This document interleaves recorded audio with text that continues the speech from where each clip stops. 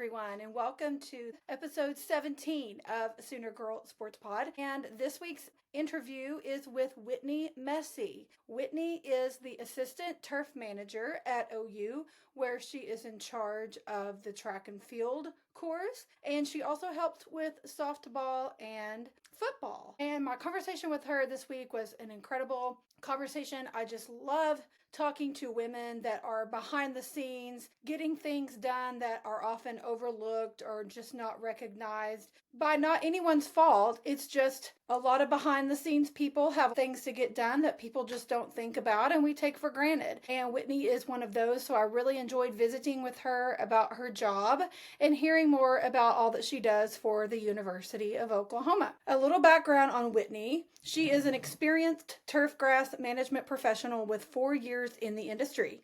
Her diverse background includes work in parks and recreation, minor league baseball, and high-profile collegiate athletics. She has contributed to the maintenance of D1 softball fields, the Little League Softball World Series, and the Women's College World Series. She's currently serving OU Athletics as an assistant turf manager. She oversees grounds for John Jacobs Track and Field and Everest Training Center, while also assisting with OU football and softball. A proud alumni of Dickinson State University, she is passionate about providing top-tier playing services for athletes at the highest collegiate level.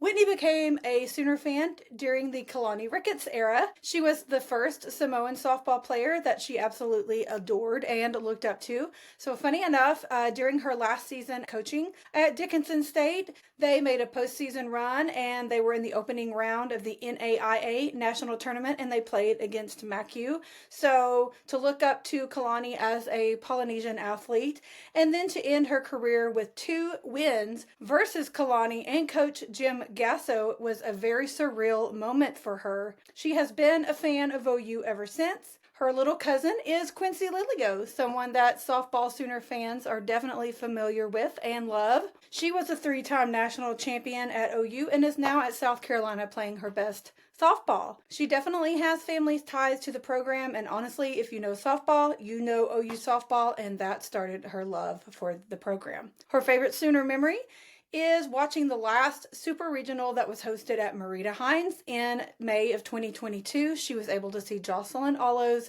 very last home run at Marita Hines. So I hope you guys enjoy this awesome interview with Whitney Mesi. Thank you, Whitney, for coming on today. I'm so excited to hear more about what you do.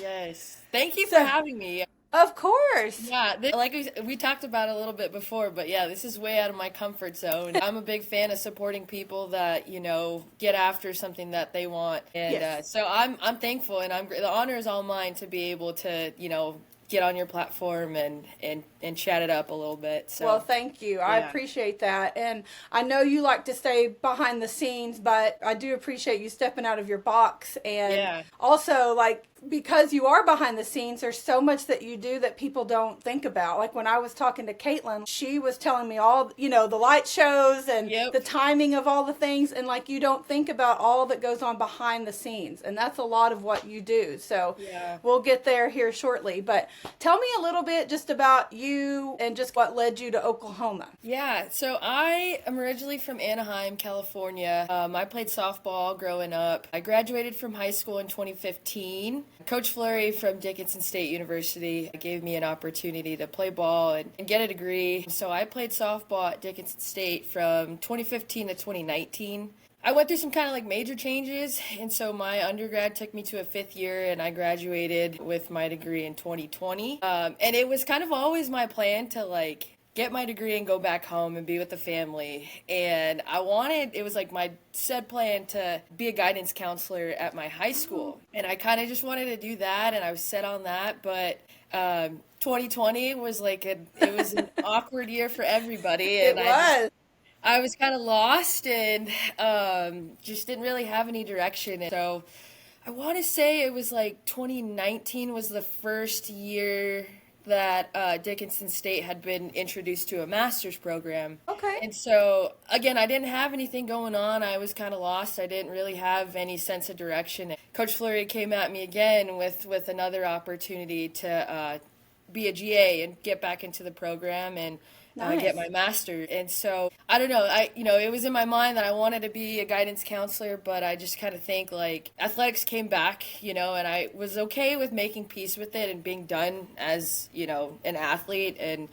moving on and doing other things. But the fact that it like came back into my life, I don't know, I didn't really want to turn it down. And so I said yes, and I got back into the program, had my hand in coaching for a little bit. But, I knew the feeling of just like, being lost and kind of in a place of uncertainty, like didn't know what I wanted to do. And so I didn't want to feel that same thing again at the end of my master's program. So I kind of just got right into it and applied for a bunch of different internships, like anything and everything that kind of was in the lines of athletics, marketing, admin, game day operations, all the things, like things that I had no idea about. Like I knew, at the end of the day, like I'm a good person, I treat people well, and I work hard. So experience to me was like, I'll get there, and things will come after that. But I was certain that I was going to get something, and regardless of if I knew anything about that field in athletics, I was just going to run with it and learn. So we ended up winning our conference. We ended up winning the North Star Conference that year, and we punched our ticket to the opening round of the national tournament, and we were in the Oklahoma City bracket. So we were down here.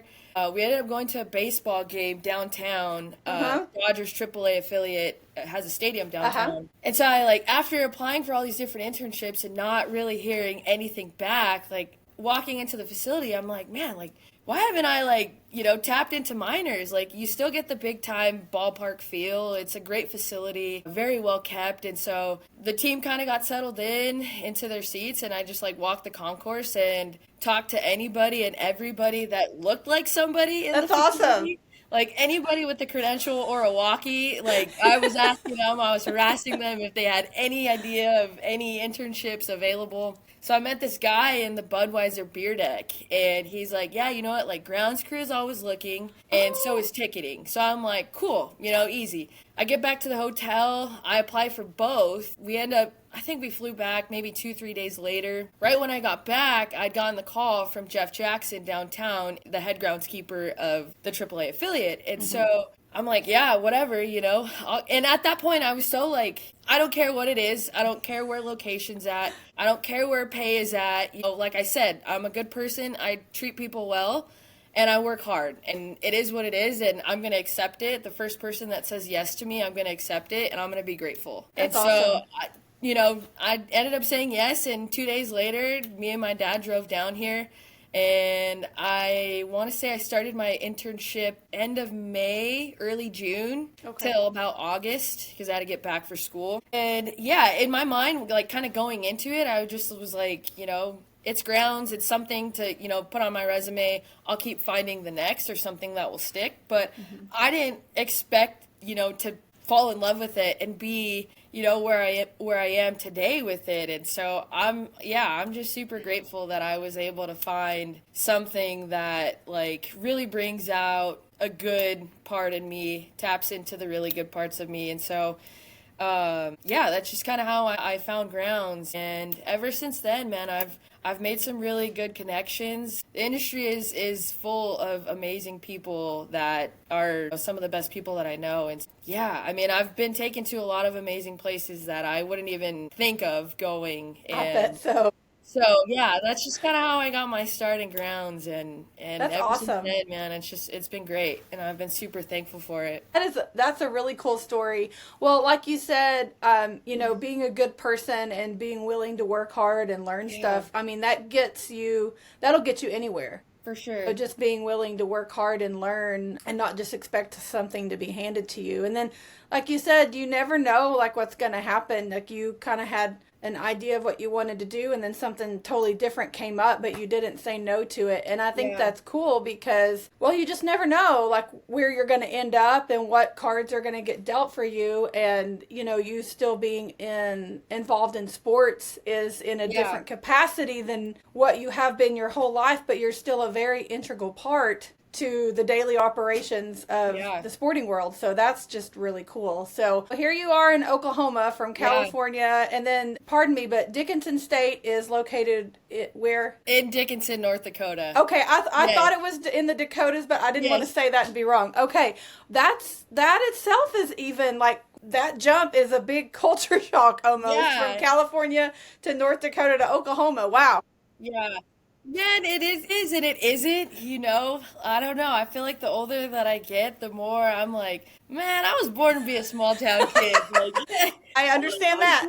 This. And so, man, yeah, I was there for 9 years, and it was exactly where I was supposed to be at, and it fulfilled a lot of the different seasons of my life that I was in. And honestly, Dickinson plays a big role in the community that, like, I was looking for to come to, you know, because, like, it wasn't easy leaving that place by any means. Like, I've met some of the most amazing people in Dickinson, friends that I've turned into family, people that I want in my life for a really long time, and just it's small, you know. I mean, like, nobody really knows where it's at. Right. Weirdly enough, like, since I've been here, people know where Dickinson is at, and like, and I had no conversations with them prior to that, because anybody now that will listen to me, and like, they know about Dickinson. That's awesome. I love it. Well, it's a big part of your story. Yes, absolutely. And so it just, I mean, it plays a really big part of my story. It's a special place to me. But I mean, the community that I met and the community that I was a part of, like, I committed to play softball, but I didn't know that I was, you know, gonna make a lifelong commitment to the community or to the people. Right. Or, you know, and there's just a lot of amazing people out there that just play a really big role in my journey. And so, and that's why, you know, coming from a place like that, like, it was really important for me to find my Dickinson, you know, in the next part of my life, you know? Yes. And I mean, I can't say enough about Dickinson. It's a great place. It's a really special place to me. And it's like my second home, honestly. And, you know, a lot of good people in my life are still there right now. So that's awesome. Well, you spent a large chunk of your life there, so that completely makes sense. Yes. So when you first started doing, you know, turf management and things like that, like day one on the job, like, did you immediately think, oh, this is cool, I can do this for a while? Or were you initially just kind of doing it just because, or how did you feel at first? So they always say, like, every groundskeeper remembers their first day, like their first game, their first go at it. And it was like, so I think I had gotten there on maybe Sunday, and I started on Tuesday. Okay. My dad was flying out on Wednesday. So Tuesday at Bricktown, $2 Tuesday. Oh, man, my dad took advantage of that. And it was like, it made the game so much bigger, because, like, I got to share that with my dad. That's cool. You know, that's cool. Day one of, you know, it was my first game, but I was still kind of just shadowing and stuff. You really don't know what all grounds entails until, like, you're living it, eating it, breathing it, sleeping it. And it's like, man, like, you know, for fans and for student athletes and for the staff, like, you just show up and the field is done, you know, as it should be. Right. Like, essentially as it should be. Like, you show up and the field is done, right? So, like, kind of being on the back end of that, my first day was like, man, like, I take everything for granted, you know what I mean? Like, as an athlete, like, you just show up and it's done. Yeah. You know, you don't know the people that are behind the scenes working, and you deal with weather and all the things. And so that first day, man, it was fun. I don't think I really knew then that this was something that I wanted to do. It caught my interest for sure, day one. And I knew I wanted to stick it out and give it a chance. But I think kind of going on throughout my internship, I experienced a lot of, like, really hard days. And I think on those really hard days of it being the heat of, I don't know, 100 plus degrees, and we're doing almost a full field resod with 2 people. Like, that was a really hard day that I was like, I don't know if this is it, man. But it was like, you know, it was cool to be a part of it, you know. It was just it ties into everything of grounds, of, you know, again, back to the behind the scenes things of just not really knowing what it all entails. And you show up and you have green grass, and you don't know what, you know, it took to get that together. But yeah, I mean, I didn't know for sure. It kind of, there was a lot of different things that like happened throughout my journey of grounds that really solidified like, yeah, this is really why I want to do this and what I'm doing. Yeah. So That makes sense. Well, there's a big difference in the weather in yes, North Dakota as opposed to Oklahoma. yes, So I can imagine kind like of. I mean, yes and no, like, but it gets there is for sure. it gets much colder up there, I guess, for like a longer period of time. Oh yeah, And then it's probably, much hotter here for a longer period of time. So I can imagine that first summer you were here, like you said, in 100 and something degree heat and you're resodding a field. That's the last place anybody really thinks they want to exactly. be. So that Oklahoma heat, it hits different, I will tell you. It sure does. Yes, it So, does. so tell me, just thinking about you being in North Dakota, it makes me think of winter weather and all of that, which brings to mind the photo Yeah. that Caitlin and I talked about. And so obviously you probably had a little more head knowledge, maybe, so to speak, or experience Yep. in dealing with that. So I'll put the photo up on the video so people can see what we're talking about. But just that transformation of Love's Field in what, 2 to 3 day time frame there, February 20th, I believe it was, 22nd. That is an incredible transformation in that 48, 72 hours. So tell me a little bit, just that process, like what Yeah. on earth, I know Caitlin mentioned something about maybe some heating blankets or tar or something. So yeah. yeah, let's just talk about that because I'm not kidding. I will still look at that picture and go, how on earth did this happen? And you guys had to do 2 fields. 2 fields. Yes. Yeah. We did too. Oh gosh. Okay, I want to hear all about that. Yeah, man, that was a fun week. I bet.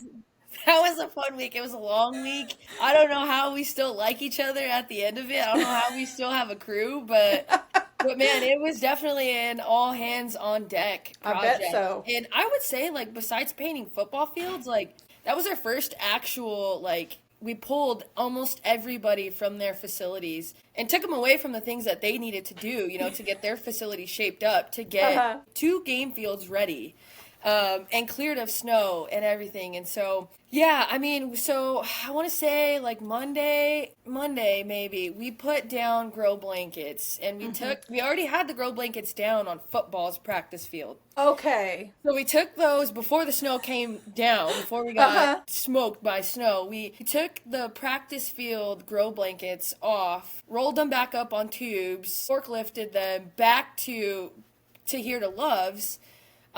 And obviously, like, the dimensions of the grow blankets fit the size of a football field. So it was a lot of, like, awkwardness and, like, angling different grow blankets that aren't fit or made to be on a softball field. But, that essentially was just to try to keep the ground temps higher than what, we were experiencing. And so it was to just kind of keep everything insulated. Okay, that makes sense. We put that down, and the infield tarp was on, and then we couldn't do anything until obviously the snow was done doing its thing. And so once it was just kind of like, man, here we go. Like, we like on paper this plan looks really good, but once like you're out there and you're doing everything, it's just kind of trial and error. And now we're in a place where we just need to get this off. Like we need to get my gosh. Snow off, ice off, do what we have to do to get it, cleared and playable and safe for our student athletes. And so, yeah, I mean, we put some like BTB turbine blowers under the infield tarp to just kind of try to get some airflow through it and like get some of that snow moved around. Mm-hmm.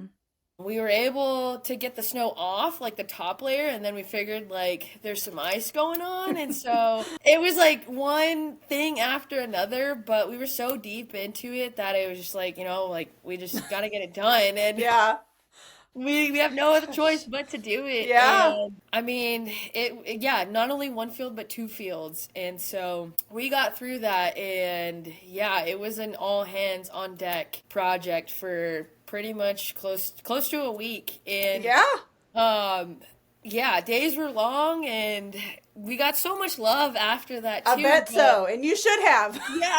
And it goes back to the thing of just like putting your head down and working and staying behind the scenes and finishing the job. And so that was snow to me, honestly. I'm no stranger to snow. So, like, snow removal, I've been on the end of a shovel for hours and days Yeah. on end, but, like, there was definitely a little bit of pressure, going into that and making that project kind of our own. And so, yeah, that was a fun week. But, Wow. Well, I yeah. didn't think about all of the prep work, or so to Hmm. speak, like before the weather even Yeah. came. I mean, obviously a tarp, but I didn't think about, like you were talking about the fans, all those things, Yeah.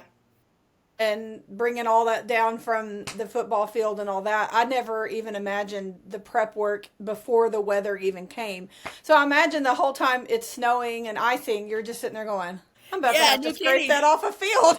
Exactly. Can you And please like stop? and it like we couldn't obviously you can't do anything until Yeah. you stop, right? So like Yeah. we're just watching it just dump on us Oh and like of gosh. course, I come down and I'm just like staring at it and Nate, our other assistant turf manager over at football is like, do you think we should have came down here? And I'm like, no, because my anxiety is way like I'm feeling so much more anxiety now. Like, what are we Yeah, gonna do? and then it's like the coaches and the players are walking through the tunnel and they're like side eyeing us like, "What's the plan? Like, are you gonna get that done?" And so it was a project, but I mean, I'm just thankful and I'm grateful that like coach and the staff and the athletes were they trusted us to Yeah. kind of just put our head down and work and get the job done. So Well, you yeah. did, and it was an incredible transformation. I don't think that I actually saw a photo from Marita Hines, but Mhm. obviously it was similar. But yeah, I'm sure that you guys at some point were like, okay, these Thursday games are not happening. I mean, I Yeah. don't know what all process went into that, but I'm sure, it being pushed back a couple of days was helpful to you guys mentally and Yes. physically, because I can't even imagine. Like, I'm trying to remember. I feel like it was still snowing and stuff like on Wednesday. Yeah, I want to say that So, was like the day that we got dumped on, and then yeah. Thursday we came in and we're supposed to be playing, but we're like, No. no, absolutely not. No. So yeah, that schedule got shuffled around a little bit, but it honestly we kind of had to do that. We just had to do it. Yeah, there was literally no way. Plus it was really cold. Yes, So for yes, the players and fans also, just because of that. So it all kind of worked out, but my yes. goodness. That's insane. Okay, so tell me, because I've seen, photos of you and other, you're out there raking the dirt and doing all the things, but like what's a typical schedule for you guys, like for a game week or game day? Just like preparing for a game or recovering from a game to prepare for the next, so on and so forth. What's Yeah. your schedule for that? Every sport I feel like is different and takes attention to different areas differently. So, softball wise, I mean, the preparation doesn't really stop. And even when the team is away, like the guy down there just bussing and getting things done because we're away right now. But now is the perfect time for one to allow the field to get some rest. Yeah. Two, but to just kind of get caught up on the little small attention to detail things that you don't really have time to get to or touch on as thoroughly as you want to during a game week. Because I'd say, between practices and when the opposing team comes in, there's a full day of practice for that. Yes. You don't really have a whole lot of time to, get all the attention to detail things done. So, That makes sense. yeah, just a lot of painting. Right now we have the OU interlock logo in center. So that just working the dirt, making sure our moisture management is top. Right now we've got some Sonic logos down on the field, which that was a pretty cool deal to be a part of. Yes. Yeah. Yes. And just honestly just kind of trying to tighten up everything and make it look good. Top three things are just safety and playability, making sure the field is within regulation, and if we can make it look good, let's make it look good. Yeah. Well, it So, always looks yeah. good. So. Yeah, it's looking better for sure. It's looking a lot better from our first go at it with after snow removal and I ice bet. and Yes. fighting the freeze thaw effect, but we're coming around. So yeah. That's good. What other do you work with football also, I guess? Like do you Yeah. do all the things? Okay, so So what's it actually, like? my main field and my main sport is track. Oh, really? Yes. Okay. So I'm at track. I cover John Jacobs track and field and the indoor Everest training Okay. center. Just because Okay, it's right in yeah. the same, it's back to back Uh-huh. in the same Yeah. facility. But I mean, my background is in baseball and softball, so Okay. track is new to me. Which like it's been fun to learn through and Mhm. grow through. And like this track team and the staff this year, like they're always going to have a really special place in my heart because they were like the first kind of team that I was able to work behind. Yeah. And so, yeah, I mean, the staff is awesome. The kids are awesome. We have some incredible athletes on our track and field team. So We do. we're getting going right now with outdoor track, and we have one track meet on April 4th. So that'll be fun. So that's kind of my main gig. And then I do have my hand in football, and Okay. I'll go out there and help out on game weeks. Painting is kind of in the same breath of an all hands on deck type of project throughout the week. So I bet so. a lot of us are pulled down from our homes and our places to go help out and get the stadium all painted up. And then softball, I also have my hand in softball too, and so I'll help out here on game weeks and game days and be a part of that. That's a lot going on. I didn't even think about track, being something that needs to be, tended to or whatever. But holy smokes. It is, Yeah, and it's a big facility too, so it's definitely a beast to kind of to tackle. But yeah, it's been fun. That's awesome. So like how many of you guys are there just like at any given time? Like on game day, like how many people are out there working the field for softball, so to speak? Softball, we'll probably have like 4 people on game day. Football is just kind of like when the game starts, like there really isn't a whole lot to do for football, but again, throughout the week, throughout the game week, it's kind of an all hands on deck type of deal. And yeah, our crew is pretty awesome. There's 6 of us, 6 full-timers, some part-time employees and a student employee. And so, I mean, everybody kind of holds their own weight and answers the phone when we have a tarp pull or bleachers need to be pulled from this facility to that facility. So on days like that, snow removal days or painting days, like I think it's so important to have a good crew to the right and to the left of you because you spend so much time together. And for sure. Just that team dynamic just has to be there. But yeah, I mean, I'm super lucky to be on the crew that I'm on because they're awesome and they're definitely people that I want to keep in my life. That's cool. Beyond everything. So that's good to hear. I mean, like you said, if you're going to be around somebody, all the time, you've got to jive with them to some degree. Sure, so that's very important. Do you do much for baseball or? No, I don't. Eli is actually our main guy over there at baseball. Okay. That guy, like he's easily one of the hardest workers I know. So he's got that place looking good. Cool. But yeah, no, not baseball. I'll kind of pop in and out, see if he needs anything. But he's probably already 10 steps ahead of me by the time I ask. Because man, that guy works. That's all that guy knows is So that's cool. Yeah. I think this opportunity here in Norman just came to me in a really unique way, and every day I'm just super thankful for it. I feel like people, no matter what career you're in or whatever job you're in, you spend most of your job kind of chasing like your dream job type of thing. And so for just kind of the way that it came to me, and it just presented itself in a really unique way, and I don't know, it just sometimes I have to like kind of take a moment to just settle in and really, really be proud of the things that I'm a part of. And, absolutely. Just gotta be thankful for it all. Yeah. And like I said, like going back to the Dickinson comparison thing, like, I found a lot of people here, and Norman really does remind me a lot of Dickinson. It has some really good people here and people that, I want in my life forever. That's awesome. That's how I know, like, I made a good choice in coming here and being being a part of OU athletics. And absolutely. On top of that, I mean, I feel like people come to OU because they, like, OU is the standard, OU makes people better. You come here to be a part of that. You come here to match that standard. And so absolutely. Across the board from staff and team and players and personnel and all the things, it just facilities, like, you come here to be a part of that and to be really good at what you do. So that's so true. I mean, I grew up a Sooner, and I also was in college for 5 years, so that's okay. And now Norman's obviously always been a special place to me, and just living there for 5 years, it's like my second home. And I live about an hour and a half south of Norman.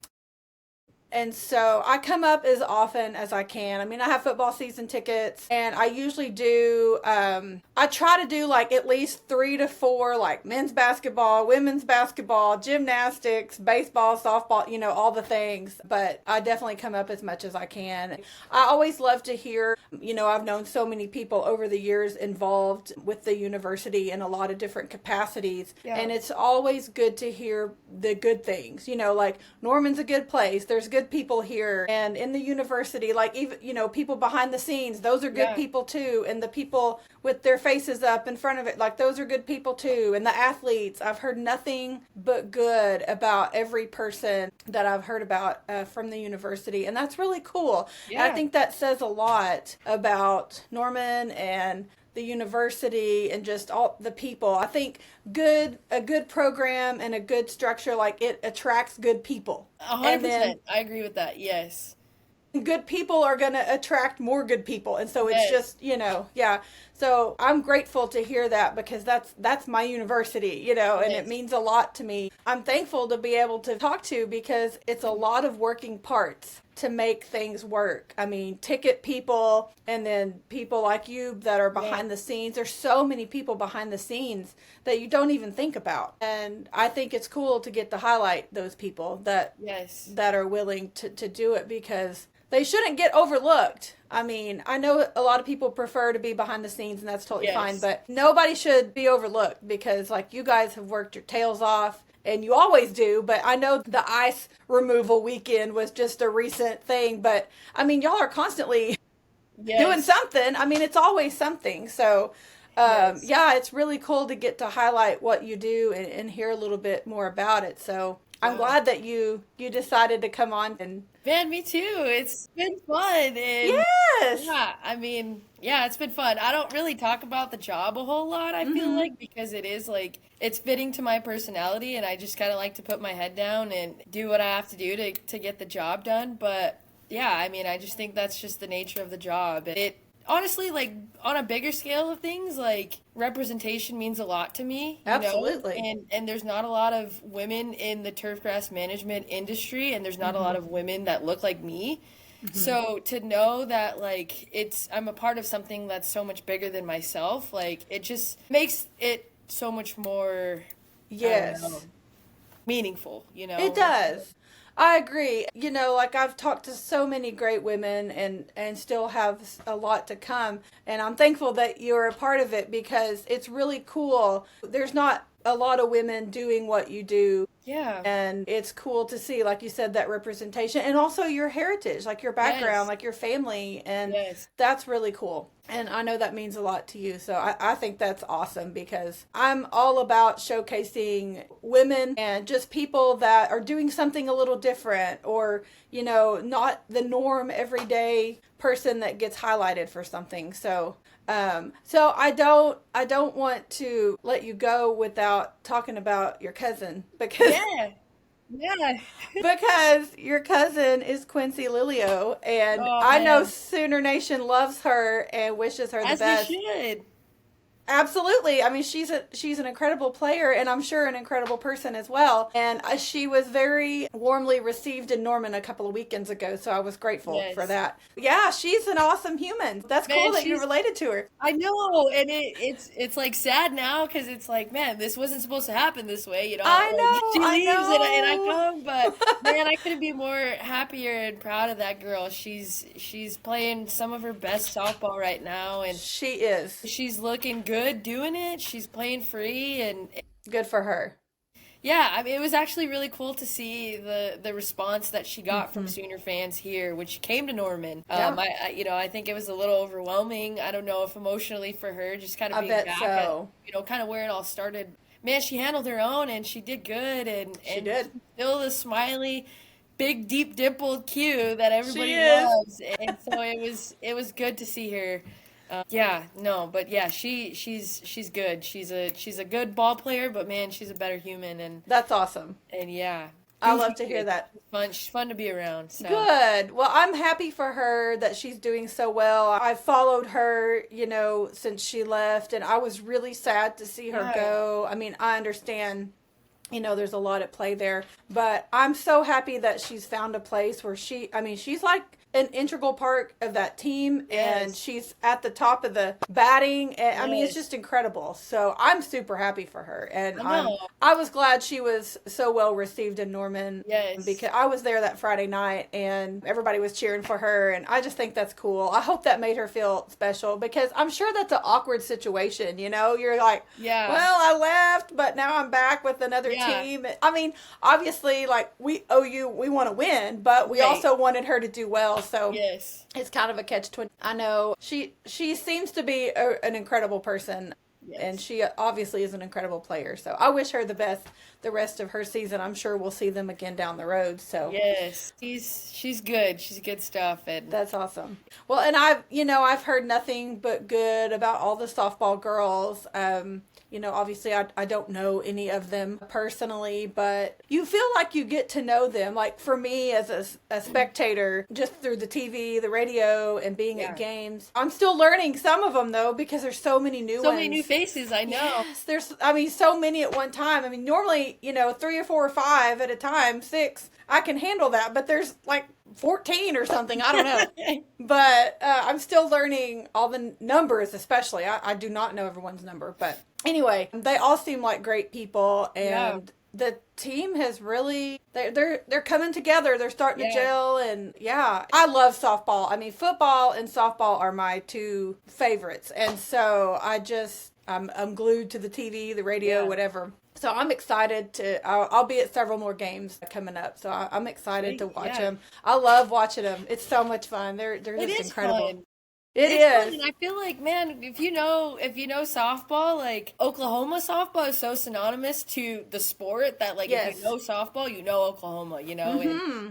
and it's fun. It's almost kind of surreal to be here and working and behind them, because it's like, I've been a fan for so long, so it's awesome to be a fan and then kind of support them on the back end at the same time too. Oh yeah, so it's been awesome. And I mean, I've been a fan since the Kalani Ricketts era. Yes, and it's almost kind of surreal to be down here now, like, working the same fields that she won and did some amazing things in the sport on. Yes. Oh my gosh. Yes, so Kalani.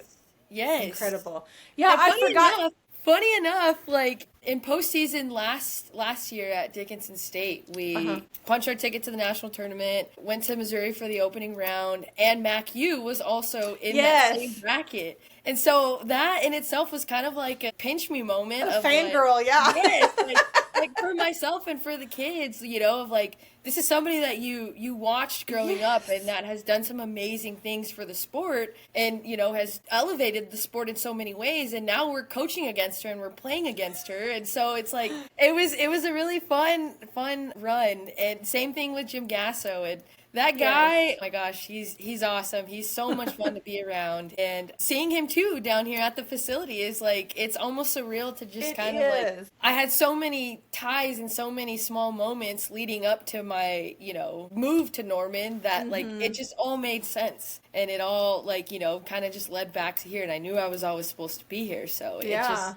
Those are just fun things to be, to know that kind of played and took role in this journey. So absolutely, that's really cool. I was going to ask you about the Kalani story once you mentioned that, because I remember you told me about that, and that's really neat. Yeah, she is a really cool person, and she's one of those, like, I've brought my niece to softball games since she was little bitty, and she again, she grew up loving Kalani, and we've watched her play with the Spark the last couple of seasons, and I'm really sad she's not playing with them this year, but there's plenty of other great ones. I mean, it's fine. That's a great squad. But yeah, it's cool. And Kalani's one, kind of like Jocelyn Olo, they're those names that stand out to not only the program, but just softball in general, and they mean so much to just the sport, and they have a great heritage as well, and they have been, very open and sharing that and representing their people, and I love that. I think that is so cool. And so OU played in Hawaii. Oh, yes. Jocelyn's senior year. Yes. the pitchers like did not want to pitch to her, and somebody finally did, and I can't remember what school she was from. You know, her being back there where she came from, and you know, giving back to that community and playing on that field, and those kids that were there that saw her play and hitting those. I think she tied the home run record there, and if I remember correctly. And so that was really cool. Actually, I want to see. say she broke it. Did she break it? She might have broke it there. I think she broke it, and I think that like it at home. I think you're right. Yeah, I want to say she broke it at home. Today, in my memories, I saw where she hit number 100. Yeah. But that was at Hall of Fame. So yeah, I think you're right. I think she did break the record. Yeah, I think she broke it. It was really late one night. Like, Yes. I think I had gone to bed, and like I was getting in bed, and I was like, I know she's going to do it. I know she's going to do it. And I kept trying to stay up, and I fell asleep. And then I woke up and was like, crap, I missed it. Yeah, Well, you know.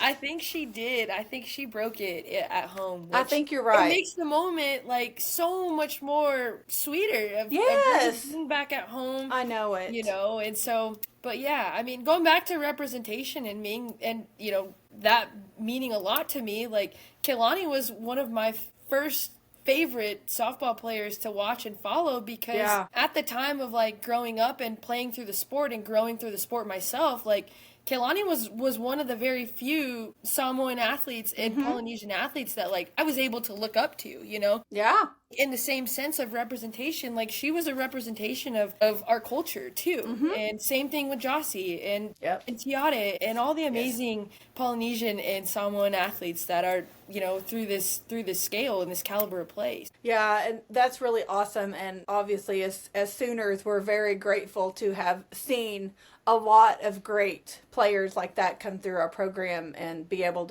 to support them in that representation, and not only their own platform, but just for the school and everything. Yeah. So that's just so cool. I love it. I know we're very lucky to be Sooners. And I know it's funny. Too. Yeah, it's funny because, you know, when OU won last year with their four-peat, and there's so many, you know, for the most part, I feel like everybody respects, you know, Coach Gasso, the program, the sport, and how far it's come. I mean, holy smokes, all the things. But you're always going to have your haters. But I always laugh because I'm just like, the haters are the people that hate on everybody that's doing good. They hated on the New England Patriots. They hated on Alabama football, you know. Yep. And I mean, sometimes there's just a dynasty, and I'm like, well, be better. Right. I mean, you know, I just, sometimes you just get that caliber of a team, and they're just together, and there's no stopping them. Like, I mean, I don't know what else to say. You have to have something to look up to and something to work towards and strive towards.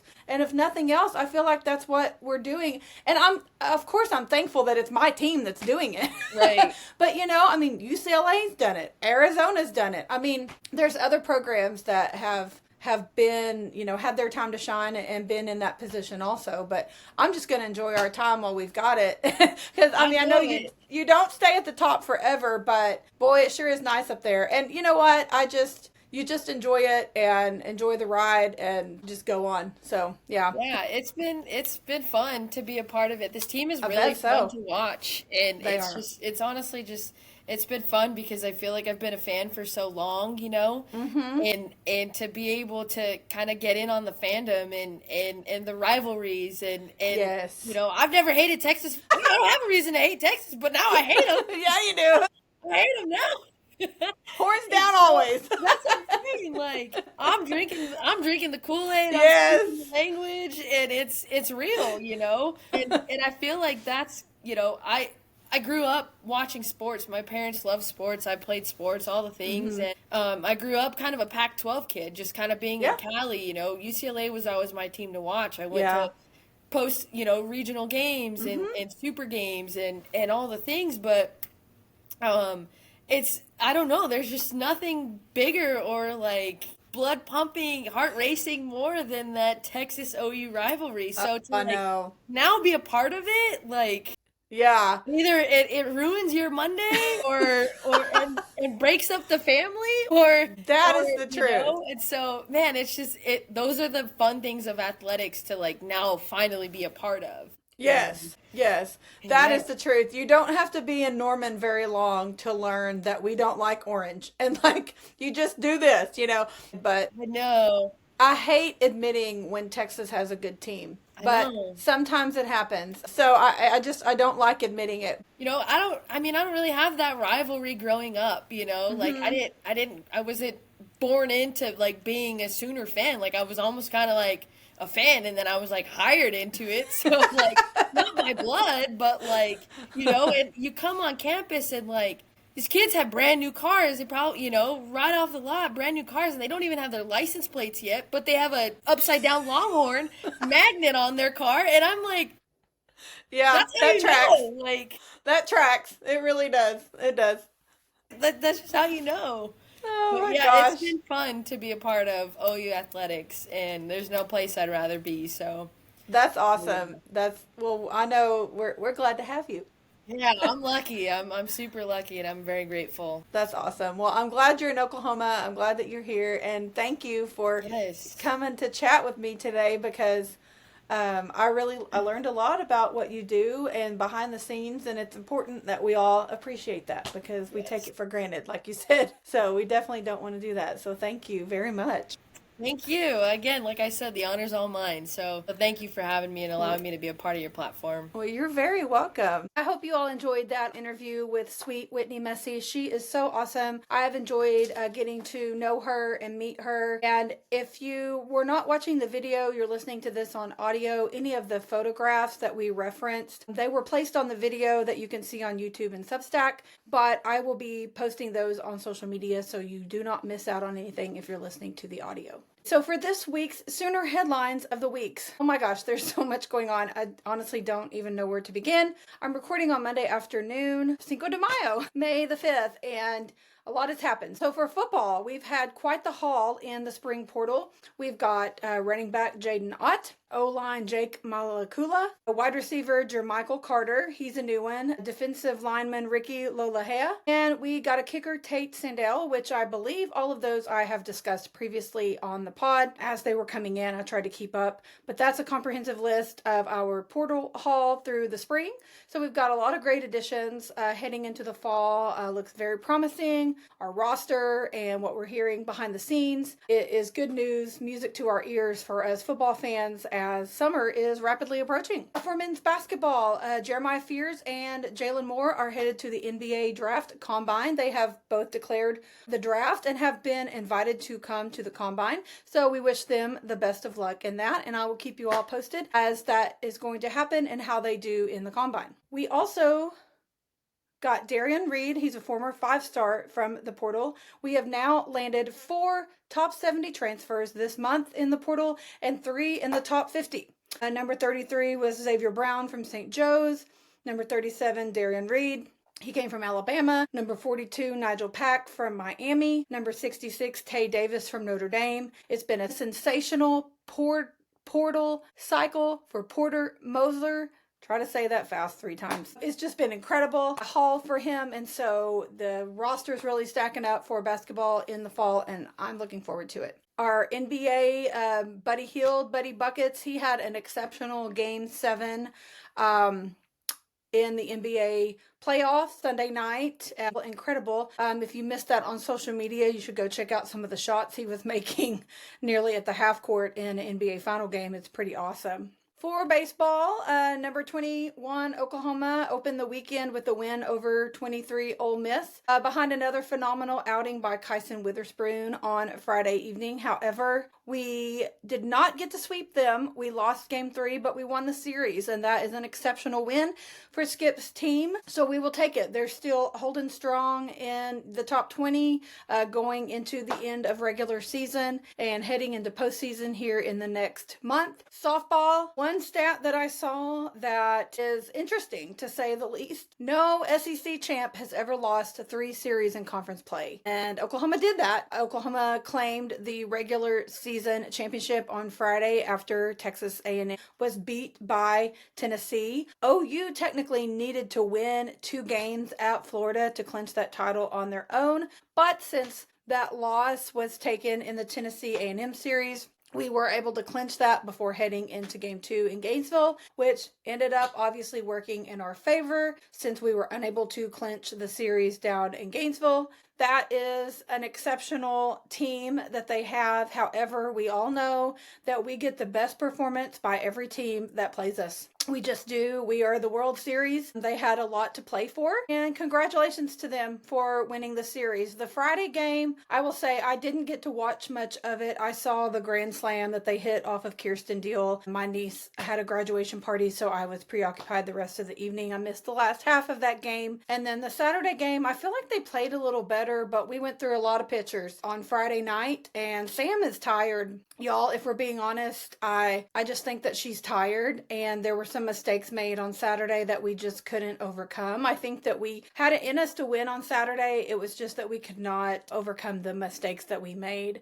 But Patty Gasso, she moves to 62-3 against her former assistants after the weekend series against Tim Walton and the Florida squad. So, Patty raises them up good, but she also knows how to beat them. So as a player, Coach Walton, he won a national championship as part of OU baseball's 1994 squad, which, if you did not know, is also the same team that Kenny Gajewski, the Oklahoma State softball coach, was also a part of. But Tim Walton joined Patty's staff from 1999 to on the OU softball squad before he landed a Wichita State head coaching job. But again, Coach Gasso has created quite the coaching tree underneath her, and that's an incredible accomplishment. But again, she moved 62-3 against her former assistants when going head to head. Game 1, we scored 6 runs. We moved to 37-0 when we scored 6 or more runs. We weren't able to do that on Friday and Saturday. But Oklahoma, we've talked about this before. We lost nearly every player from a class that four-peated. Then the Sooners joined the best conference in all of softball, and Coach Gasso was able to win it with little experience and a lot of youth on that young team. It's truly mind-blowing. Even after all of that, still able to clinch the SEC regular season, get that number 1 seed going into the SEC tournament this coming weekend. It's just an incredible accomplishment for them. And there's definitely been ups and downs, but y'all, this is normal. This is normal softball. This is not what OU softball fans are used to because we're spoiled. Because we had the most talented class in all of softball history that will more than likely never be duplicated, never be repeated with the four-peat team that we had. It's just exceptional talent that is not normal, and we got spoiled. And I'm thankful that we did. However, I think this season has brought us back down to reality a little bit. It's not gloom and doom, y'all. Come on. We freaking just won the SEC regular season. I do believe we dropped to number 4 or 5 in the Softball America poll that came out today, but who really cares at this point? We're the number 1 seed going into the SEC tournament. We will play on Thursday morning at 10 a.m. Oklahoma time. We get the winner of the Mississippi State LSU game that is on Wednesday. So going into the SEC tournament as a number 1 seed, we get a 2-day bye. We're automatically in the semis. We just have to play Thursday, win, Friday, win, and we're in the championship game on Saturday. So it's still to be determined if that happens, but still a pretty incredible season and pretty incredible run. Regardless, next Sunday on Mother's Day, which is the 11th, is the selection show for postseason. I highly believe that we're going to host a regional in Norman. Not sure about Super, but we will see how the rest of the tournament plays out. So I am planning to record after that so that next week's episode will include an update on where we stand in the postseason as far as regionals, possibly Supers, who will be playing, and do a preview of that on next week's episode. So be sure and tune in to that. But again, you guys, don't be discouraged, okay? We came in and ran the gauntlet in a rebuild year, and we still came out on top in the SEC. So I'm not sad to make the postseason. I think we'll win our regional, we'll host, we'll see where the cards fall for Super, and go from there. I, of course, love to make it to Oklahoma City, would love to make a good run into that, but we will see what happens. So stay tuned again for next week's episode. I will be talking to Kelly Bright after the SEC tournament, after the selection show, and we will be doing a recap on the season and a forecast of what's to come in the postseason for OU softball. Reminder, our soccer team, the spring season is over, but the fall schedule is coming soon, so stay tuned. I will be posting that on social media when it is released. But as a reminder, Bedlam softball will be happening in Norman on Sunday, August 17th. That's according to Oklahoma State schedule. The Big 12 has already released their soccer schedule, so I got that information from there. OU and the SEC have not yet released theirs, but again, stay tuned on social media. I will post that as soon as it is released. Our wrestling guys, I saw a photo of several of those guys supporting women's tennis this weekend during Bedlam in round 2 of the regionals, and I just want to give a shout out to all of the athletes that are supporting each other, showing up at each other's events. We saw all the teams that went out and supported the women's basketball team. I've seen lots of different athletes at softball and of course baseball. And to see them out at tennis and again gymnastics as well, it's just super cool to see those guys supporting each other. So shout out to the wrestling squad for that.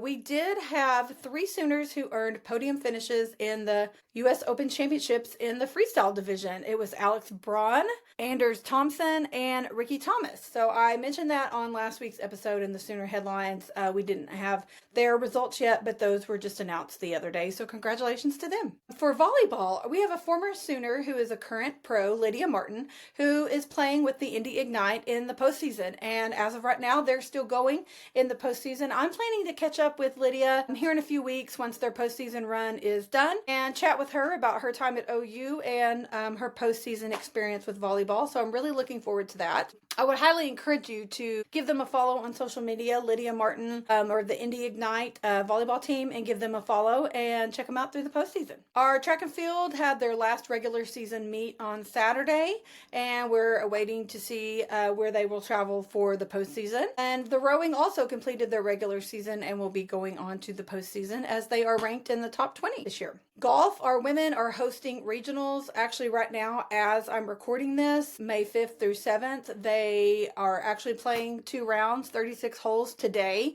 starting at 7:30 a.m. on Monday, May the 5th, due to the inclement weather that's supposed to be coming in. So I don't have results of that as of now, but again, be sure and check social media for those updates and see where they go on next after the results of the regional. For our men, that for the 14th straight season, they are playing in an NCAA regional. They are the number 2 seed in the Amherst regional at Poplar Grove in Virginia, and they will play that May the 12th through the 14th. Our men's tennis also lost in regionals in Fort Worth against TCU this past weekend. And our women, I was able to go on Friday to round 1 of regionals, and it was so much fun, you guys. The weather was incredible. Definitely thankful for that, to enjoy the outdoor courts. If you haven't gotten out and supported some of these sports like tennis, soccer, track and field, even golf, those that don't often get a lot of spectators, I highly encourage you to check out those schedules going forward. And again, I will obviously be posting all of that stuff on my social media as the seasons come along, but it's just a lot of fun to get out and support our Sooner athletes. And they did advance after beating Denver on Friday, and we had a Bedlam rematch on Saturday for all the marbles in the regional round. Unfortunately, but they did beat us 4-2. But what a great season the men's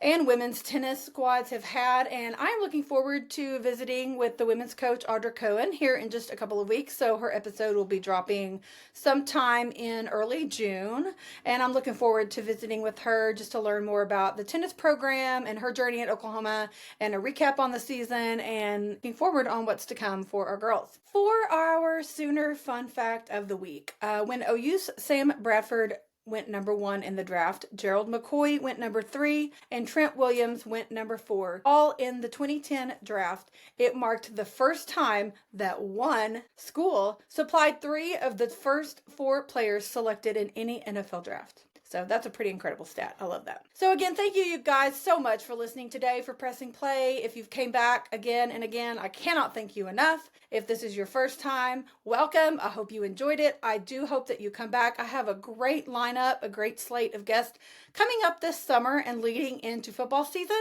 So you can check out the lineups that I post each month on social media and a recap of all of the previous episodes. If you're just joining us, it's not too late to join in, catch up on some of your favorites. I've had some exceptional guests with lots more to come, and it's not too late to join in the party. If you haven't, be sure and follow me on social media. I'm at Sooner Girl Pod on all platforms. I just created a Pinterest this week, so if you're on Pinterest, go give me a follow. Again, I'm at Sooner Girl Pod on literally every platform that you can imagine. I post regularly on my Facebook and Instagram stories, as well as Twitter/X for updates on day-to-day, minute-to-minute type stuff. And I post big announcements on Facebook, Instagram, all the things. I post my videos on Reels and TikTok and YouTube. And of course, you can always watch and listen to the episodes on YouTube and Substack if you prefer to watch the video form as opposed to audio.